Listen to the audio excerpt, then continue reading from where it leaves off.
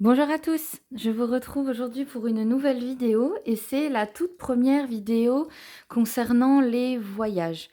Alors, je vous explique, je pars, dans quelques jours, je vais en Normandie, et je vais en fait, dormir dans la voiture. Je pars en road trip pendant une semaine et donc, eh bien, j'ai aménagé la voiture de manière à pouvoir, vivre à l'intérieur.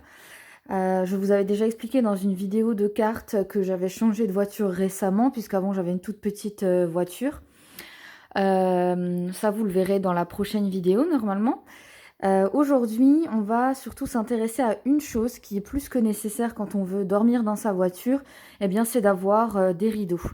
Et pour le coup, j'ai décidé de faire des rideaux qui non seulement seraient occultants, donc qui ne laissent pas du tout passer la lumière, mais en plus, qui vont, empêcher le froid ou le chaud, hein, selon la saison, d'entrer dans la voiture en fait.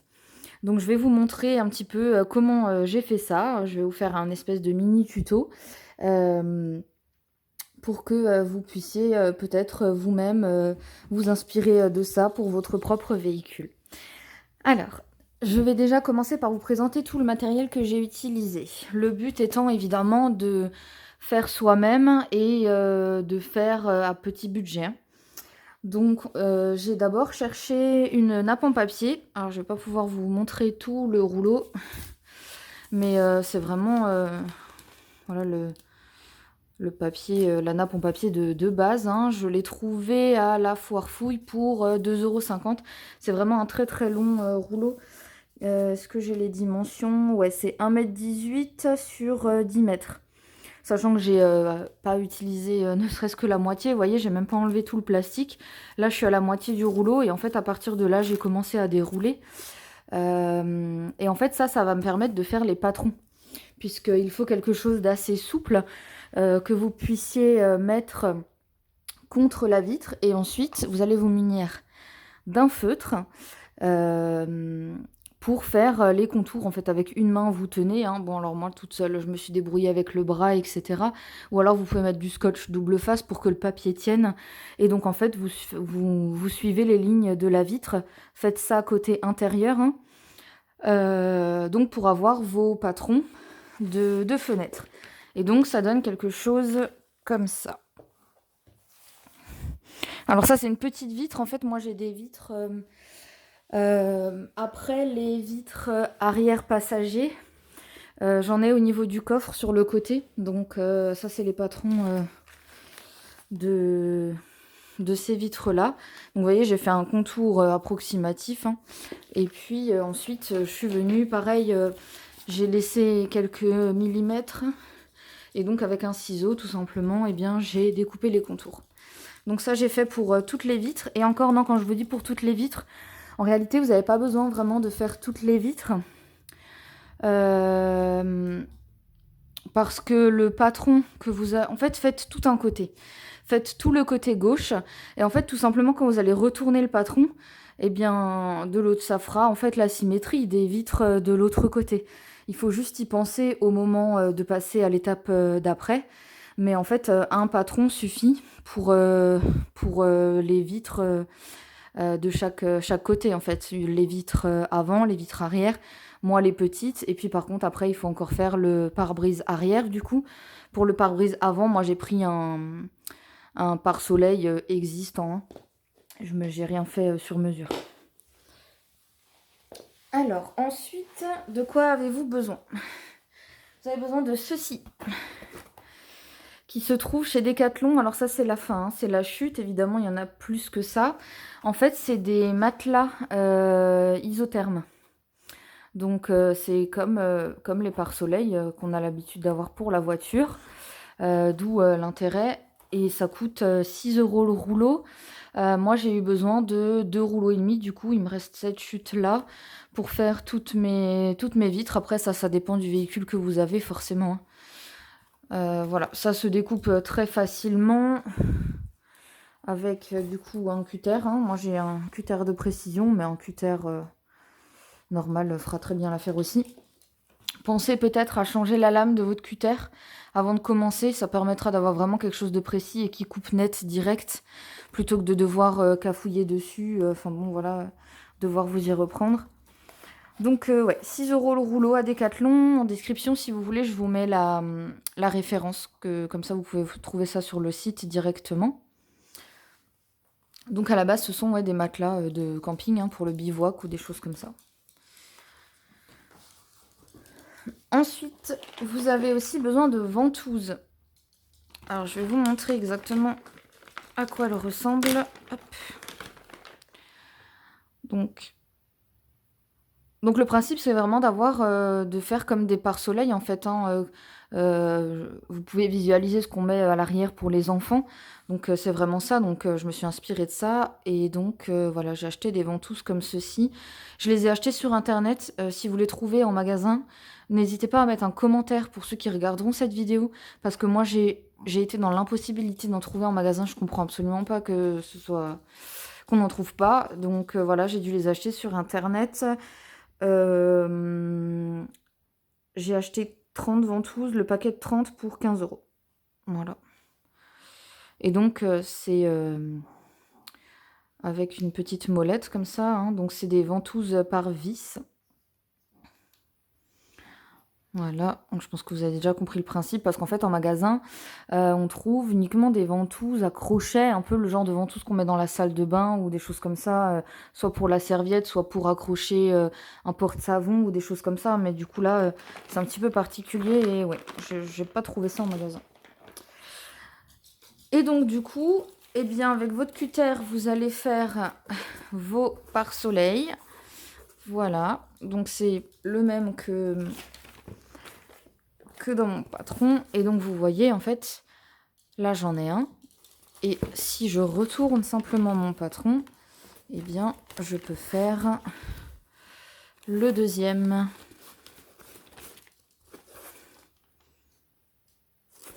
Donc pas besoin de faire des patrons pour toutes les fenêtres. Voilà. Donc une fois que vous avez pare-soleil, eh bien il suffit de mettre les ventouses encore. Moi, pour les petites, là, je vais en mettre juste 2, je pense, en diagonale, comme ça. Pour les autres, j'en ai prévu 4 à chaque fois. Hein. Normalement, j'ai un peu plus de ventouses que ce qu'il en faut, donc si jamais ça baille sur les côtés, je peux quand même encore en rajouter 2 sur les petites. Je crois que c'est tout. Au niveau matériel, en fait, si vous n'avez rien besoin de plus que ça, sincèrement, ça m'a pris 2-3 heures maximum. Donc c'est pas super long à faire non plus. Comme dit, si vous avez un bon cutter, ça va assez vite. Ce qu'on va faire, c'est que je vais juste changer de point de vue avec la caméra pour vous montrer du coup comment je mets la ventouse sur mes pare-soleil. Et puis ensuite, on ira voir à la voiture ce que ça donne. Et voilà, je vous retrouve donc pour placer les ventouses sur les pare-soleil. Autre petite chose que je n'ai pas dit sur le point de vue d'avant, évidemment pour couper tout ça, il vous faut quelque chose en dessous. Alors là, je vais juste faire des petites fentes, donc j'ai pris une planche de cuisine. Par contre, j'avais un grand carton assez épais pour faire les grandes pièces, quoi. Donc ouais, munissez-vous aussi de quelque chose évidemment à mettre en dessous, hein, parce que moi j'ai fait ça par terre. Donc il n'était pas question que je mette des coups de cutter dans mon parquet. Voilà. Donc je vais prendre une vis. Hop. Enfin une vis, hein, une ventouse. Et donc je prends mon cutter.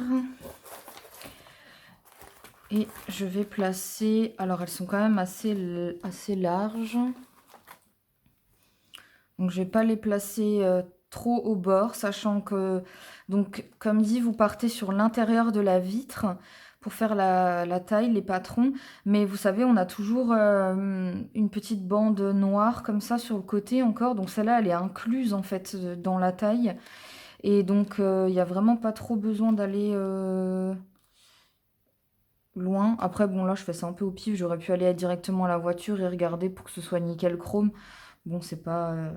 Voilà, ça dépend à quel point on est perfectionniste, n'est-ce pas? Donc oui, là, je vais partir... je pense que vous pouvez laisser 2 bons centimètres de chaque côté pour placer la ventouse. Ça m'étonnerait que ça baille. Et j'ai certains côtés qui sont presque un petit peu trop grands, mais du coup, j'arrive à les caler un peu en dessous du caoutchouc tout autour. Donc ça c'est pas mal aussi, ça le tient encore un peu plus. Donc vraiment je pense pas que ça va bailler. Et donc là je fais juste vraiment une toute petite fente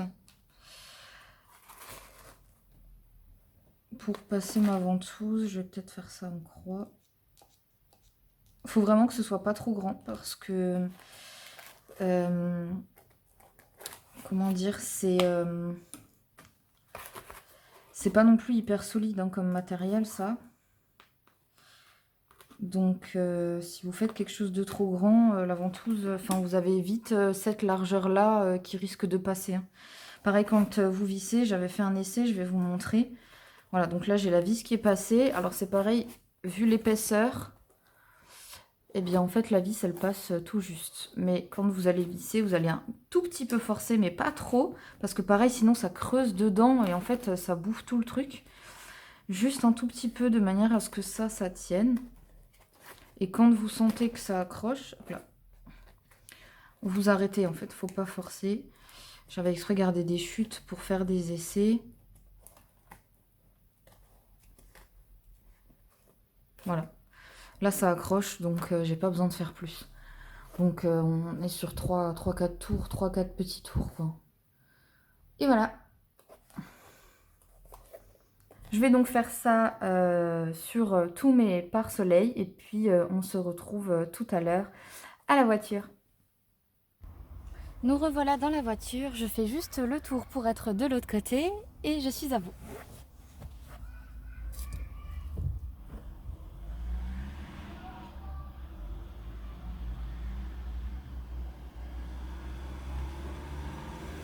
Et voilà donc, hop là, le pare-soleil qui correspond à cette voiture. Donc j'ai mis mes 4 ventouses.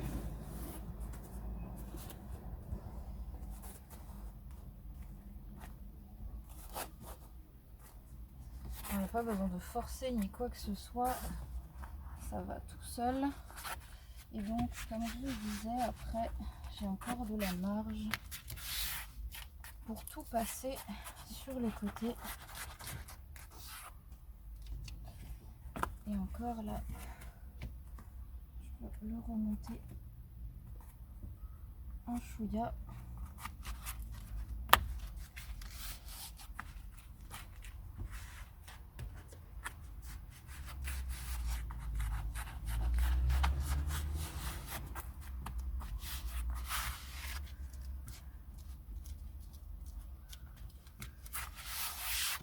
Voilà, bon là je l'ai fait rapidement, juste pour que vous compreniez le principe, mais évidemment je m'appliquerai le soir où je suis vraiment dedans.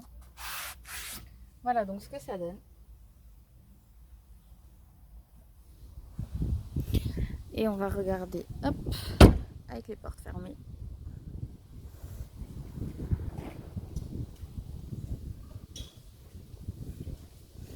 Et voilà. Alors là j'ai rien mis derrière, hein, mais comme dit j'ai aussi pour derrière, j'ai pour l'autre côté et j'ai le pare-soleil avant. Eh bien j'espère que ce tuto vous aura plu, n'hésitez pas à me dire en commentaire si toutefois vous avez envie de refaire la même chose, si vous aussi vous faites des road trips en voiture, qu'on puisse s'échanger nos expériences, c'est toujours très sympa. Et je vous dis à la prochaine!